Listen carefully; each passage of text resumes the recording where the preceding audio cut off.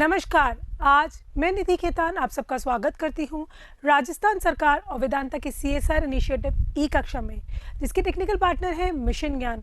दोस्तों, आज हम यहाँ पे गृह विज्ञान का अध्ययन कर रहे हैं, जिसके अंतर्गत इकाई 4 पारिवारिक संसाधन का प्रबंधन, पाठ 36 गृह विज्ञान पारिवारिक एवं व्यावसायिक शिक्षा।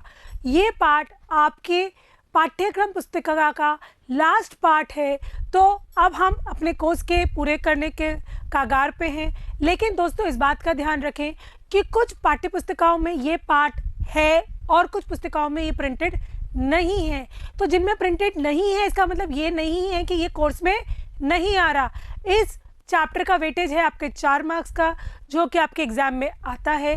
तो दोस्तों, ये वीडियो ध्यान से देखें, ध्यान से समझें, नोटबुक में कॉपी करते रहें, क्योंकि जिन पाठ्यक्रम पुस्तकों में ये प्रिंटेड नहीं है उनके लिए ये और भी महत्वपूर्ण हो जाता है कि इस पाठ को पढ़ें, याद करें। और ये बहुत ही सरल और रोज़मर्रा की ज़िंदगी से लगता हुआ पाठ है। अगर आप ध्यान से सुन लेंगे और अभी मेरे साथ साथ बोलते हुए नोट्स बना लेंगे, तो मैं आपको परिपूर्ण विश्वास दिलाती हूँ कि आपका इस चैप्टर के अंतर्गत जो मार्क्स हैं वो कहीं नहीं जाएंगे, आप पूर्ण रूप से उसको हासिल कर सकेंगे।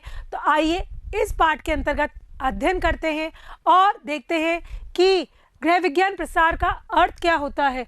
गृह विज्ञान की शिक्षा केवल छात्र एवं छात्राओं के लिए आवश्यक नहीं, वरन प्रत्येक गृहिणी को सुखद एवं स्वस्थ पारिवारिक जीवन व्यतीत करने के लिए अनिवार्य है।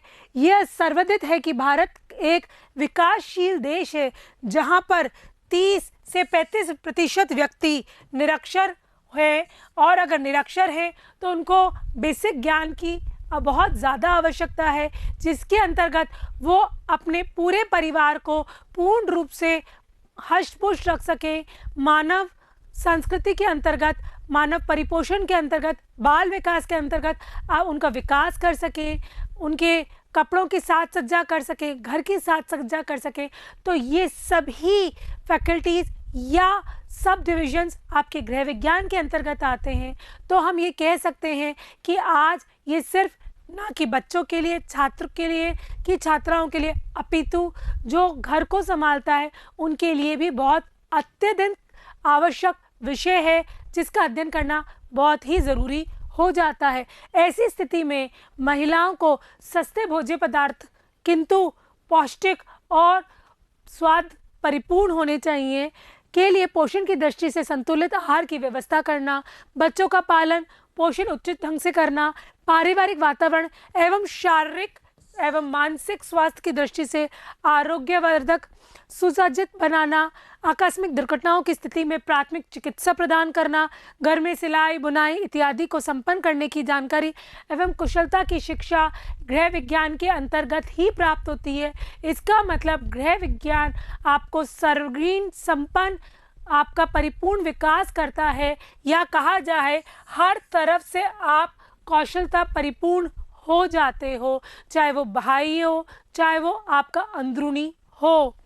जो इस उपयोगी शिक्षा को विद्यालय में जाकर प्राप्त नहीं कर सकता, इस प्रकार की शिक्षा कार्यकर्ता के माध्यम से भी दी जाती है, जो उन्हें अच्छे गृह व्यवस्थापन के तरीके, वैज्ञानिक तरीकों से बच्चों के पालन पोषण के तरीके, परिणाम के प्रति सजगता आदि के बारे में जानकारी पर्याप्त मात्रा में उपलब्ध करवाता है, आपको सर्वग्रीन संपन्नता से कुशलता पूर्वक डेवलपमेंट करवाता है। वास्तव में गृह विज्ञान प्रसार शिक्षा वह है जो लोगों को शिक्षित कर उनके दैनिक जीवन में उस शिक्षा में उपयोगी बनाने के लिए प्रेरित करता है।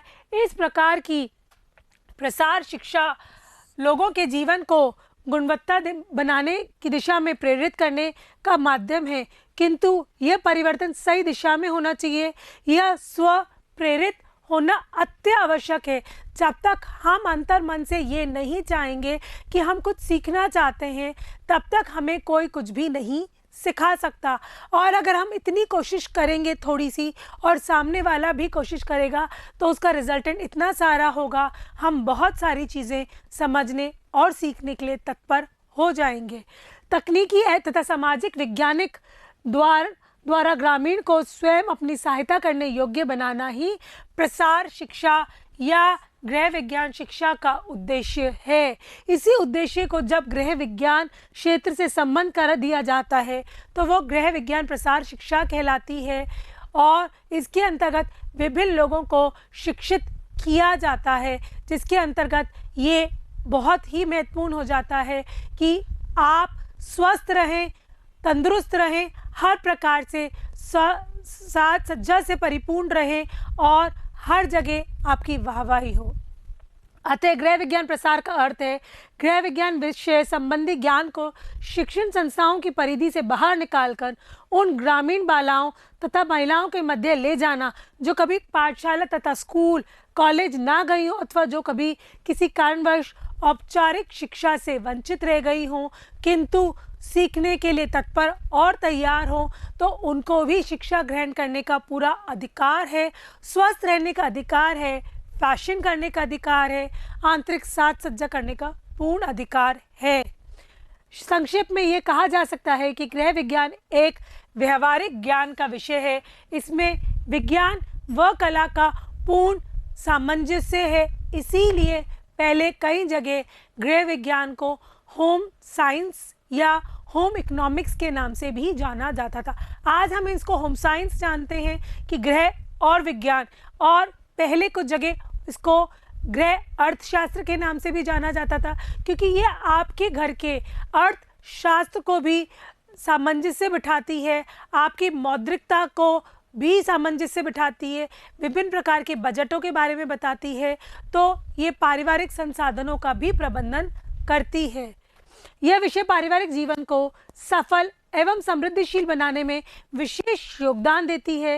इस विषय के द्वारा पारिवारिक जीवन के विभिन्न क्रियाकलापों के संपादन में कलात्मक दृष्टिकोण के साथ एक वैज्ञानिक आधार को भी प्राथमिकता दी जाती है कि किस प्रकार परिवार को हम पूर्ण रूप से संरक्षित कर सकें, कुछ अगर चाहें तो हम हमारे लिए भी कुछ कर सके, लघु उद्योग स्थापित कर सके, हम भी बाहर पुरुषों के बराबर कमाई करके दिखा सके। यही वह जगह है जहाँ परिवार के विभिन्न मूल्यों को न केवल जन्म वरण पूर्ण विकास पोषण दिया जाता है, एक अच्छा घर धरती पर स्वर्ग के समान होता है और घर वही संपन्न होता है जहाँ पे रहने वाले हर व्यक्ति का सर्वगीण संपन्नता से, कौशलतापूर्ण संपन्नता से आपका डेवलपमेंट हो रहा है। तो इसके अंतर्गत गृह विज्ञान की नॉलेज होना अत्यधिक आवश्यक हो जाता है। गृह विज्ञान शिक्षा का ज्ञान व उसका उपयोग इसमें अहम भूमिका निभाता है, जो कि हमारे घर के वातावरण को परिपूर्ण करता है, हर आयाम में एक नया आयाम जोड़ता है और कौशलतापूर्वक हमारा डेवलपमेंट भी करता है।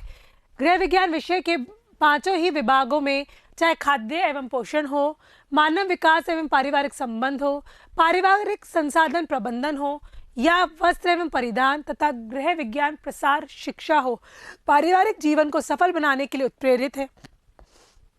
उदाहरण संतुलित आहार के ज्ञान, हमने पहला उदाहरण इसका ले रहे हैं खाद्य पोषण एवं पोषण का, जिसके अंतर्गत परिवार के सभी सदस्यों को उनकी आवश्यकता के अनुसार पौष्टिकता और प्राप्त करने हेतु होता है, उनको स्वस्थ रहना होता है। अपने घर में हर उम्र हर परिस्थिति के विभिन्न प्रकार के व्यक्ति रहते हैं, तो उनके विभिन्न प्रकार की ज़रूरतें होती हैं जो हमने पूर्व अध्यायों में पूर्ण रूप से अध्ययन किया है। तो वो खाद्य और पोषण के अंतर्गत आता है कि हम हमारे घर के विभिन्न व्यक्तियों के खाद्य और पोषण की ज़रूरतों को परिपूर्ण करें और उनको हष्ट पुष्ट जीवन यापन करने के लिए पूर्ण रूप से पौष्टिक रखें। इसके पश्चात आता है व्यक्ति की आधारभूत आवश्यकता है वस्त्र व मकान। तो वस्त्र के अंतर्गत निर्माण से लेकर चयन करना, कटाई छटाई बुनाई इत्यादि, रंगाई छपाई रखरखाव, ये सभी जानकारी गृहिणी को होना अत्यधिक आवश्यक है।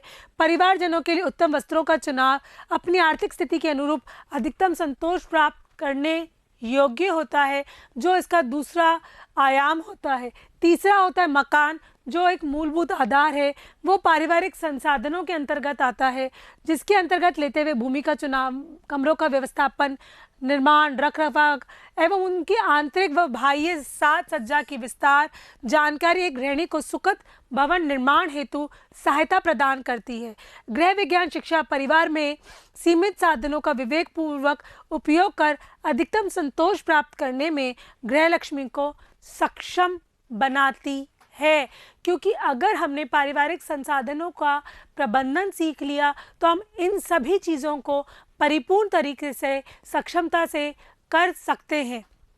फिर आता है इन सभी के व्यक्तिगत एवं सामूहिक विकास तथा अंतर संबंधों से परस्पर सामंजस्य के लिए मानव विकास एवं पारिवारिक संबंध विभाग ज्ञान प्रदान कर एक सुखी परिवार की संस्थापना में महत्वपूर्ण भूमिका निभाता है, जिसके अंतर्गत परिवार में, जैसा कि मैंने खाद्यान्न पोषण के लिए कहा, उसी प्रकार मानव विकास के अंतर्गत हमारे परिवार में विभिन्न उम्र के और स्थिति के लोग रहते हैं, जिनके विभिन्न विकासों के अंतर्गत हमने मानव व बाल विकास के अंतर्गत उनकी बुद्धिमत्ता के और उनके डेवलपमेंट के विभिन्न आयाम पढ़े, और अगर हम उनको जानते हैं तो उनके विभिन्न मूड स्विंग्स को परिपूर्ण तरीके से समझ सकते हैं और उनको एक अच्छा व्यक्तित्व उभारने में सहायता प्रदान कर सकते हैं।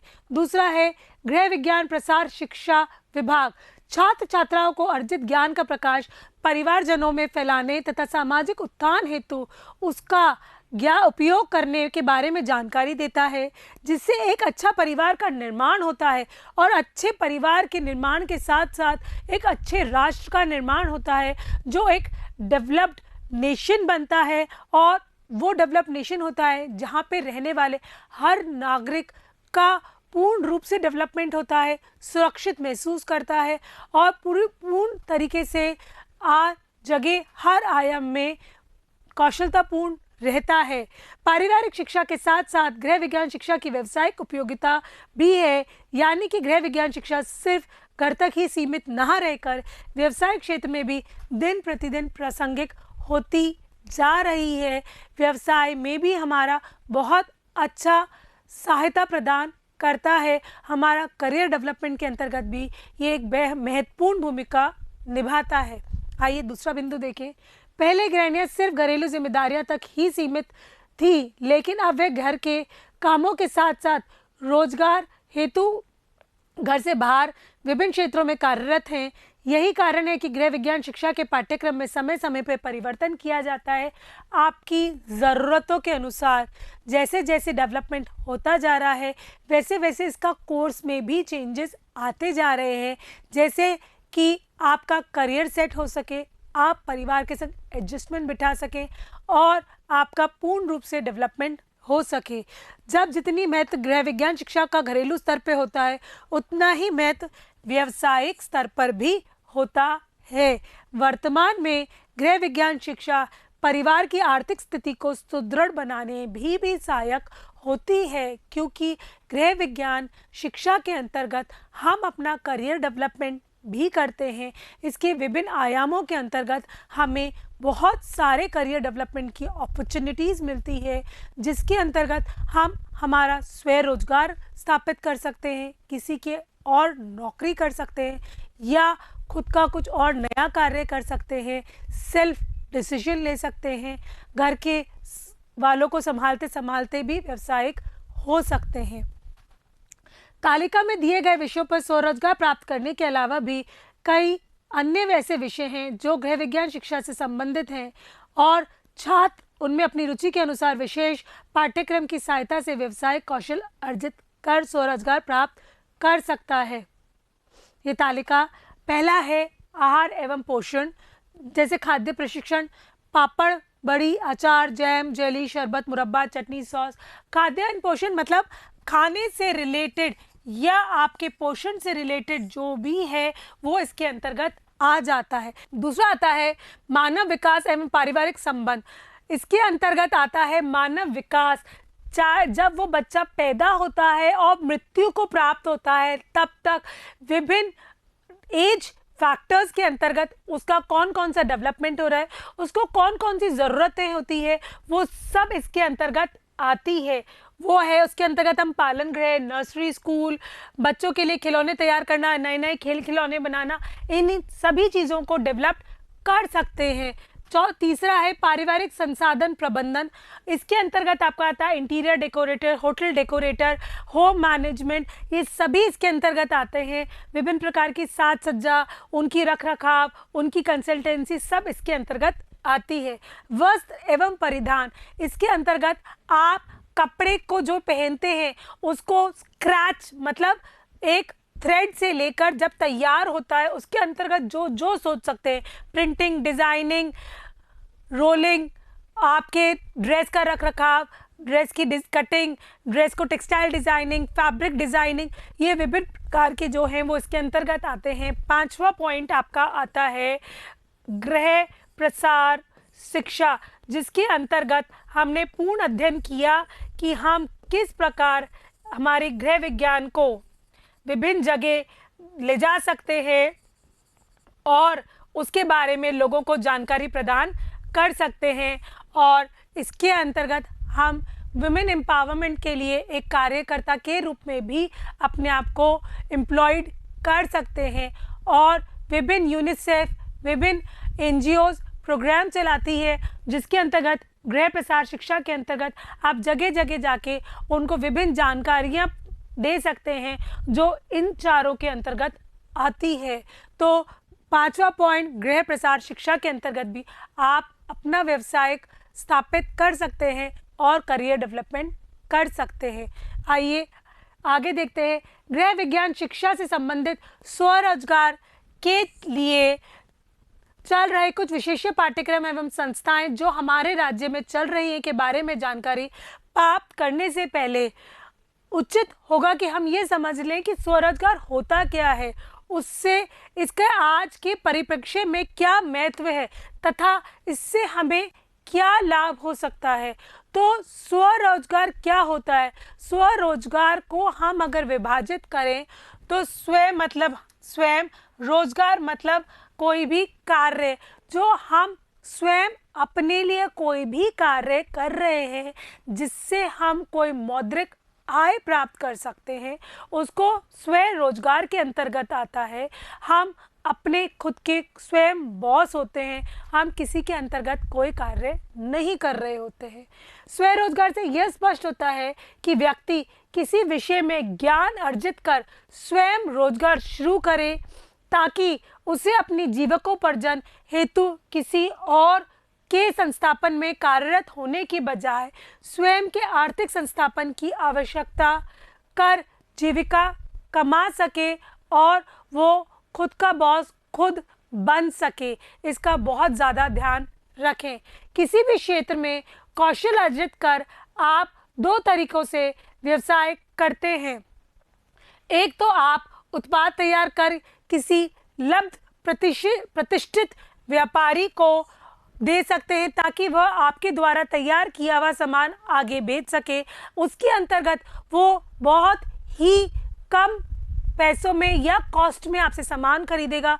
क्यों? क्योंकि उसको आगे भी बेचना है तो उसको खुद का मुनाफा भी इसको कमाना है। तो पहले के अंतर्गत आपको थोड़ी कम कमाई होगी और लोग आपके बारे में नहीं जानेंगे, क्योंकि दूसरे के अंतर्गत आप अपना खुद का सामान बना के खुद ही बेचें, खुद ही मार्केटिंग करें तो इसके अंतर्गत आपको मुनाफा भी ज़्यादा होगा, लोग आपको जानेंगे, आपको पहचानेंगे और आपके काम को प्रतिष्ठा और प्रमाणीकरण प्राप्त होगा। तो दोनों ही तरीके से आपके सामने हैं कि आप किस प्रकार क्या कर सकते हैं। अगर आपके पास बहुत ज़्यादा पूंजी नहीं है तो आप पहले वाला ऑप्शन चुन सकते हैं, छोटा सा स्टार्ट कर सकते हैं और जब आप रिस्क फैक्टर लेने के लिए तैयार हों तो खुद मार्केटिंग करके खुद की प्रतिष्ठान को स्थापित कर सकते हैं और उसके अंतर्गत आपकी मुनाफा और कमाई भी ज़्यादा होगी। स्वरोजगार स्थापित करने के कई लाभ होते हैं। लघु स्वरोजगार स्थापित करने हेतु कम पूंजी की आवश्यकता होती है, अतः प्रत्येक व्यक्ति जिसमें किसी भी काम करने का कौशल है अपना व्यवसाय करने हेतु साहस जुटा सकता है। बेरोजगारी हमारे देश की एक ज्वलन समस्या है। स्वरोजगार से रोजगार के अवसरों में वृद्धि होती है तथा बेरोजगारी की समस्या का निराकरण होता है, जो कि आजकल हम ग्रेजुएट होते ही सोचते हैं कि ग्रेजुएट होके क्या करें। हर जगह हमको नो वैकेंसी का बोर्ड दिखेगा, तो हम इसका इंतज़ार ही क्यों करते हैं? हमें इसका इंतज़ार ही नहीं करना, हम खुद के बॉस खुद बने। तो हम क्या करेंगे? सेल्फ वैकेंसी मतलब सेल्फ एम्प्लॉयमेंट करेंगे। तो हमें किसी के अंदर जाने की ज़रूरत की आवश्यकता ही नहीं पड़ेगी। तो हम नया वर्ड यूज़ करेंगे, सेल्फ वैकेंसी, सेल्फ एम्प्लॉयमेंट। हम खुद के बॉस खुद बनेंगे। खुद जब हम ज्ञान अर्जित कर रहे हैं तो उसका फ़ायदा दूसरे को ना देके हम खुद के लिए अपना बिजनेस सेट करेंगे और दूसरों को अपने यहाँ नौकरी रखने के लिए तैयार हो जाएंगे। परिवार के सदस्यों एवं मित्रों की सहायता से स्वरोजगार आसानी से स्थापित किया जा सकता है, अतः रोजगार हेतु विस्फोटक स्थिति नहीं आती है। स्वयं के कार्य करने के तौर तरीके, तकनीक आदि दूसरे लोगों तक आसानी से नहीं पहुंचती है तथा रोजगार का भेद भी आसानी से नहीं खुलता है। स्वरोजगार को संचालन करना अत्यंत सरल होता है। इसके लिए किसी विशेष ज्ञान या प्रशिक्षण की आवश्यकता नहीं होती, क्योंकि जिसमें आप एक्सपर्ट हैं आप उसी में बिजनेस सेट करेंगे।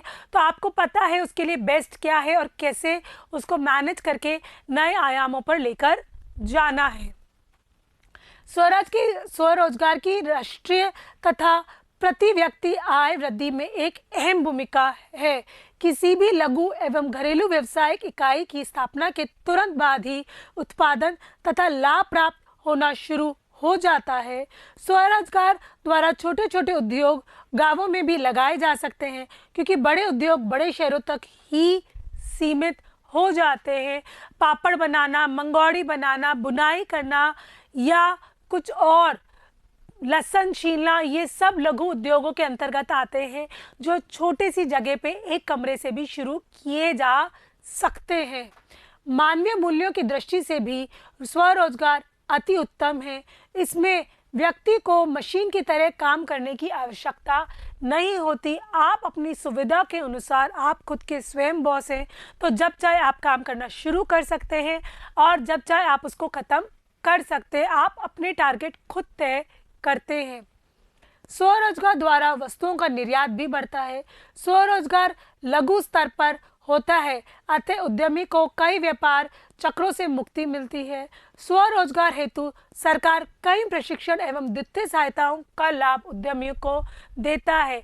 काफ़ी प्रकार की इनकम टैक्स में भी आपको रिबेट मिलती है और काफ़ी प्रकार के लोन भी उपलब्ध है, अगर आप अपना खुद का लघु उद्योग स्थापित करने के लिए तत्पर और तैयार हैं तो। उपरोक्त सभी लोगों के कारण आज हमारे देश में स्वरोजगार के कई अवसर उपलब्ध है। आप भी इन सभी का लाभ प्राप्त कर अपना स्वरोजगार सफलतापूर्वक स्थापित कर सकते हैं। पारिवारिक सभी आर्थिक क्रियाओं का मूल इकाई अतः यह पारिवारिक शिक्षा, गृह विज्ञान स्वरोजगार हेतु एक उत्तम विषय है, जिसके अंतर्गत हम काफ़ी तरीके से शिक्षा प्रदान ले सकते हैं। पहला है टेक्सटाइल डिज़ाइनिंग। इसके अंतर्गत टेक्सटाइल डिज़ाइनर के रूप में हम ले सकते हैं, लघु उद्योग स्थापित कर सकते हैं, फ्लोर कवरिंग डिज़ाइनिंग कर सकते हैं, मतलब जो फर्श बनती है उसके अंदर भी नई नई डिज़ाइन बना सकते हैं। हाथ करगा व खादी के अंतर्गत नई नई टेक्सटाइल डिज़ाइनिंग्स बना सकते हैं। ब्लॉक स्क्रीन और रोलर प्रिंटर डिज़ाइनिंग की जो आपके टेक्सटाइल्स बनते हैं, कपड़ों पे जो डिज़ाइन बनते हैं, उनके लिए नई नई डिज़ाइंस बना सकते हैं। हाथ करगा टेक्सटाइल हैंड प्रिंटेड बना सकते हैं, जो ब्लॉक प्रिंटिंग के नाम से जानी जा सकती है। कशीदे के डिज़ाइनर के रूप में आप कार्यरत हो सकते हैं। तो अगर टेक्सटाइल डिज़ाइनिंग जो कपड़े, वस्त्र एवं परिधान के अंतर्गत आती है, तो ये कुछ एग्जाम्पल्स हैं जो आप अपने अंतर्गत करियर के अंतर्गत देख सकते हैं। फिर आपका आता है इंटीरियर डेकोरेटर। इंटीरियर डेकोरेटर के अंतर्गत इंटीरियर डिज़ाइनर के रूप में देख सकते हैं। ये देखिए पूरा इंटीरियर डिज़ाइनिंग कर रखी है, क्या चीज़ कौन सी कहाँ लगेगी, कितनी ज़्यादा स्पेसिंग बनेगी, कैसे आप टीवी लगाएंगे, क्या आप फ्लोरिंग करेंगे, क्या आप छत पे लगाएंगे। होटल प्रदर्शनी इंटीरियर डेकोरेटर के रूप में बन सकते हैं। ये देखिए पूरी की पूरी प्रदर्शनी को डेकोरेट कर रखा है, कहाँ पे डोम बनेगा, कौन सी दुकान कहाँ लगेगी, कैसे लोगों का फुटफॉल होगा। वास्तुकार, आजकल बहुत ज़्यादा वास्तुकारों के लिए बहुत ज़्यादा प्रावधान है कि क्या ये वास्तुकार के हिसाब से सही है, कैसे ये नहीं है। आजकल हर कोई मकान बनाने के पहले एक वास्तुकार से सलाह ज़रूर लेता है। फर्नीचर डिज़ाइनर, किस प्रकार का फर्नीचर होना चाहिए, बेड कम सोफ़ा होना चाहिए, बेड कम स्टोरिंग पावर होनी चाहिए, कैसे ऊपर आपकी शेल्फ्स लगनी चाहिए, ये सब आपका फर्नीचर डिज़ाइनिंग के अंतर्गत आता है। पुष्प सज्जा व फर्श सजावट विशेषज्ञ की आजकल कैसे कैसे फ्लोर डेकोरेशन होने चाहिए। आजकल जो भी आपका फंक्शन होता है, कितने प्रकार की आपकी पुष्प सज्जाएं देखने को मिलती है। साज सज्जा एवं उनकी सामग्री तैयार करना एवं उनके रख रखाव की कैसे रखा जाता है, क्योंकि ये बहुत ही महंगे बनते हैं और उनकी रख रखाव करने के लिए बहुत सारे सलाहकारों और तरीकों का प्रशिक्षण की अत्यधिक आवश्यकता पड़ती है। फिर आपका आता है खाद्य एवं पोषण, फूड एवं न्यूट्रिशन के अंतर्गत। फलों एवं सब्जियों का परिरक्षण, प्रिजर्वेशन के अंतर्गत हम सर्दियों में भी आम का जूस पीते हैं और गर्मियों में मटर खाते हैं, तो वो परिरक्षण के अंतर्गत आता है। इसके लिए पूर्ण रूप से परिरक्षण केंद्र बनाना, कैसे कैसे करना, उनको बेचना, अचार मुरब्बे सब इसके परिरक्षण के अंतर्गत ही आते हैं। फिर आता है आहार आयोजक एवं कुकरी विशेषज्ञ, डाइटिशियन के रूप में या कुकरी विशेषज्ञ के रूप में कब कहाँ क्या खाना चाहिए, कैसे बनाना चाहिए, कैसे उनकी न्यूट्रिटिव वैल्यूज़ का डिमोलिशन नहीं हो, ख़त्म नहीं हो। कुकरी विशेषज्ञ के रूप में, कुकरी प्रशिक्षण के रूप में, फलों एवं सब्जियों के परिरक्षण केंद्र जैसे सॉस केचप बनाने के जो सेंटर्स बन जाते हैं, उनके अंतर्गत भी आप कार्यरत हो सकते हैं। पोषण एवं बाल देखभाल के अंतर्गत पालन गृह जो क्रेच के नाम से जाना जाता है, नर्सरी स्कूल जो प्ले ग्रुप के नाम से जाना जाता है, शिशु तथा बच्चों के लिए खेल सामग्री तैयार करना और उनका परिरक्षण प्रशिक्षण देना कि उनको कैसे कैसे यूज़ किया जाता है लर्निंग स्कीम्स के अंतर्गत। फिर आता है आहार सलाहकार कि बच्चों को कहाँ क्या खिलाना चाहिए, बच्चों की शिक्षण सामग्री तैयार करना और उनका क्रय करना और उनका रख रखाव देना कि लर्निंग एड्स को कौन कौन से तैयार कर सकते हैं। बच्चों के विकास हेतु हॉबी सेंटर्स, रुचि केंद्र खोलना, जैसे कि उनका सर्वग्रीन संपन्न डेवलपमेंट हो, मोटर डेवलपमेंट, फिजिकल डेवलपमेंट, सब डेवलपमेंट्स को लेके उनका पूर्ण डेवलपमेंट हो। फिर आपका आता है महिला सशक्तिकरण एवं विकास। इसके अंतर्गत पहला है कि महिलाओं को जागृत बनाना, तो उसके लिए जागृति केंद्र स्थापित करना कि लोगों को इसके बारे में जानकारी प्रदान कर रहे हैं कि आपके पास कौन कौन सी एम्पावरमेंट्स है, आप क्या क्या कर सकते हो, आप कमज़ोर अबला नहीं हो, आप बिल्कुल सशक्तिकरण की नारी का एक उदाहरण हो। प्रशिक्षण संस्था खोलना, महिला सशक्तिकरण एवं विकास सलाहकार के रूप में स्थापित करना। फिर आपका आता है उपभोक्ता संरक्षण अधिनियम, जो हम बहुत सारे पाठों में पढ़ते जा रहे हैं, उनके अंतर्गत भी हम अपना करियर सेट कर सकते हैं। उपभोक्ता संरक्षण सहायता केंद्र बनाकर उनको हेल्प देकर, पदार्थ प्रशिक्षण परीक्षण प्रयोगशाला की लैब टेस्टिंग की कौन कौन सी लैब आपके मिलावटी सामान है उनके लिए आप लैब्स बना सकते हो। उपभोक्ता प्रशिक्षण सलाहकार की उपभोक्ता को बताना है कि आप ठगे हुए गए हो या नहीं हो और आपके क्या क्या अधिकार है जिसके अंतर्गत आप अपने आप को संरक्षित महसूस कर सकते हो। उपभोक्ता संरक्षण शिक्षण सामग्री प्रदान करना, पैम्फलेट्स बनाना, उनको बुकलेट्स प्रोवाइड करना। उपभोक्ता राहत केंद्र बनाना कि अगर किसी को कोई केस दर्ज करना नहीं आ रहा तो उसके अंतर्गत उनको सहायता प्रदान करना। फिर आपका आता है हाउस कीपिंग। हाउस कीपिंग बहुत ही वाइब्रेंट वर्ड है जिसके अंतर्गत होटल इंटीरियर डेकोरेटर भी आता है कि होटल के अंदर क्या क्या चीज़ें कहाँ कहाँ कैसे होनी चाहिए। गेस्ट हाउस सर्किट हाउस में इंटीरियर डेकोरेटर होता है। विभिन्न संस्थानों में हाउस कीपिंग, ये जो जैसे आपकी बेड्स लगाए जाते हैं, टॉवल्स रखे जाते हैं, ये आपको देखिए सलाहकार के तरफ से सबको सिखा रही है, प्रशिक्षण दे रही है। इनके अंतर्गत हाउस कीपिंग प्रशिक्षण अधिकारी के रूप में, हाउस कीपिंग प्रशिक्षण प्रोग्रामर के रूप में कि कब कौन सा प्रशिक्षण देना है, कैसे कैसे किस किस को इसके अंदर एजुकेट करना है। होटल के अंदर, हॉस्पिटल मैनेजमेंट के अंदर, विभिन्न जगह ये हाउस कीपिंग के अंतर्गत आप कार्यरत हो सकते हैं। कुकरी कुकरी सुनते ही मुंह में पानी आ जाता है, क्योंकि बिना कुकिंग के कुछ भी नहीं है। तो कुकरी प्रशिक्षण केंद्र खोलना, होटल में कुकरी विशेषज्ञ होना, भारतीय रेलवे में कुकरी विशेषज्ञ होना, भारतीय वायु प्राधिकरण में कुकरी होना, कुकरी सलाहकार होना कि कौन सी पार्टी के लिए क्या क्या बनना है, क्या क्या आप कैरी कर सकते हो। फिर आपका आता है food and beverage services, hotel line आ जाती है, केटरिंग सर्विसेज आ जाती है, रेस्टोरेंट में सर्विस बॉय और गर्ल बनना, क्लब में सर्विस बॉय और गर्ल बनना, आउटडोर केटरिंग व्यवस्थापक, विशेष पर्वों पर केटरिंग व्यवस्थापना, केटरिंग प्रशिक्षण केंद्र की कैसे कैसे आप इन कटलरीज को सेट कर सकते हो और क्या क्या आप बना सकते हो।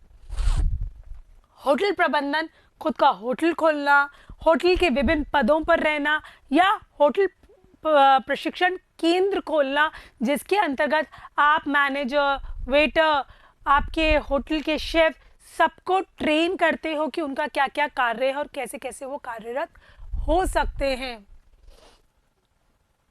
Jewellery designing, last not the least, मतलब ये अंत नहीं है, हम हर जगह अपना अपना एक नया जिंदगी स्टार्ट कर सकते हैं। ज्वेलरी डिजाइनर बनना, जेम्स एंड डायमंड की असॉर्टिंग करना कि कैसे कैसे कहाँ कहाँ लगेंगे, ये देखिए सीक्वेंस लगी हुई है। फैशन डिजाइनर के साथ मिलकर विभिन्न ड्रेस और अवसरों हेतु ज्वेलरी डिजाइनिंग करना, कॉस्मेटिक ज्वेलरी डिजाइनिंग करना, ज्वेलरी डिजाइनिंग के प्रशिक्षण केंद्र खोलना कि कैसे कैसे ज्वेलरी डिजाइनिंग की जाती है, खुद का शोरूम खोलना। तो हमने देखा कि कितने सारे आपके पास करियर ऑप्शंस हैं जिनके अंतर्गत आप अपना करियर सेट करके एक आप अपना एग्जाम्पल सेट कर सकते हो। ये आप पे निर्भर करता है कि आप कितने तत्पर और जागरूक हैं। हमारे देश में रोजगार हेतु व्यावसायिक अवसरों की कमी नहीं है। यदि प्रत्येक छात्र यह सोच ले कि उसे प्रशिक्षण प्राप्त करने के पश्चात एक सफल उद्यमी बनना है तो किसी और पर आश्रित रहने की आवश्यकता नहीं होगी। खुद के बॉस बनिए, सेल्फ वैकेंसी क्रिएट करिए, सेल्फ एम्प्लॉयमेंट कीजिए। एक सफल उद्यमी बनने हेतु व्यवसायिक कौशल अर्जित करने के साथ साथ व्यवसायिक गुणों का होना भी आवश्यक है। व्यक्ति के व्यक्तित्व में जितने गुणों का समायोजन होगा वो उतना ही सफल उद्यमी बनेगा। तो ये हमारा आखिरी पाठ है और इस पाठ के अध्ययन के अंतर्गत हमने ये जाना कि गृह विज्ञान प्रसार शिक्षा के अंतर्गत किसको शिक्षित करती है। ये इसके गृह विज्ञान के मेन 5 फैकल्टीज होती हैं: खाद्य एवं पोषण, मानव एवं बाल विकास, वस्त्र एवं परिधान, पारिवारिक संसाधन एवं प्रसार शिक्षा, जिसके अंतर्गत हमने विभिन्न करियर ऑप्शंस के बारे में जाना, स्वरोजगार के बारे में जाना। और आशा करती हूँ कि आपने मेरे साथ साथ नोट्स बना लिए होंगे, याद करने के लिए तैयार होंगे। अब मैं आपके सामने इसके भाग 2 में प्रश्नोत्तर लेके हाजिर होती हूँ। तब तक आप इसको रिवाइज करके तैयार होइए, तत्पर रहिए और इस पाठ को बिल्कुल याद करना है, छोड़ना नहीं है, चाहे आपके पुस्तक में ये हो या ना हो। तब तक के लिए निरंतर पढ़ते रहिए। नमस्कार।